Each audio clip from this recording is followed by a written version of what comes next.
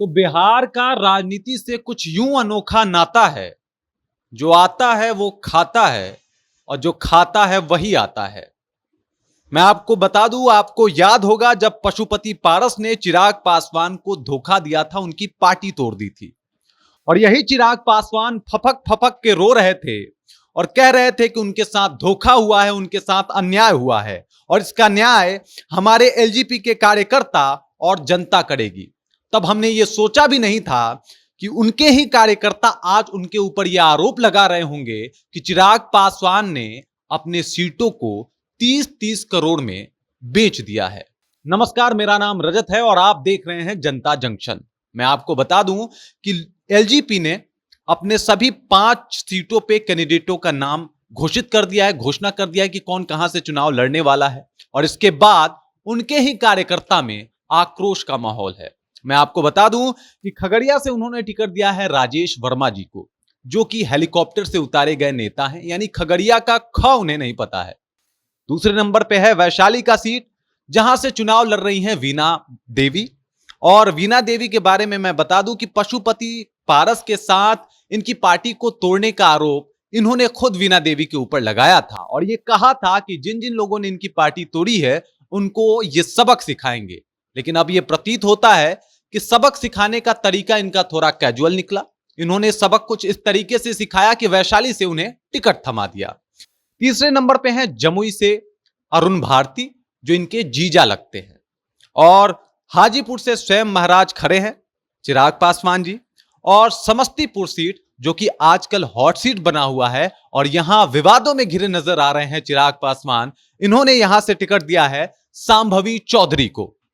सांभवी चौधरी की अगर बात करें तो ये अशोक चौधरी की सुपुत्री हैं और अशोक चौधरी किसी परिचय के मोहताज नहीं है। ये जेडीयू में मंत्री हैं, बिहार सरकार में इनकी बहुत पकड़ है और नीतीश कुमार के ये काफी करीबी माने जाते हैं। जिसके बाद जेडीयू कार्यकर्ता तो खुश हैं, लेकिन एलजीपी के कार्यकर्ता इससे बहुत नाराज हैं। और मैं आपको बता दूं कि ऋषि सिंह, जो कि राष्ट्रीय महासचिव हैं लोजपा के, उन्होंने कहा है कि इस तरीके का जो कार्य किया है चिराग पासवान है, इसके बाद वो एलजीपी का विरोध करेंगे और अब वो जो है हो सकता है कि महागठबंधन को अपने कार्यकर्ताओं सहित सपोर्ट करें। उन्होंने कहा है कि यहां पे जिस तरीके से उन्होंने चुनाव में सीटिंग दिया है, जिस तरीके के कैंडिडेट को उन्होंने टिकट दिया है, वो काफी गलत है। उन्होंने कहा कि प्रिंस राज, जो कि उनके नेता हैं, समस्तीपुर से वो पहले जीते हुए सांसद हैं, 2019 में वो सांसद बने थे, उनको टिकट ना देके बहुत गलत किया है चिराग पासवान ने।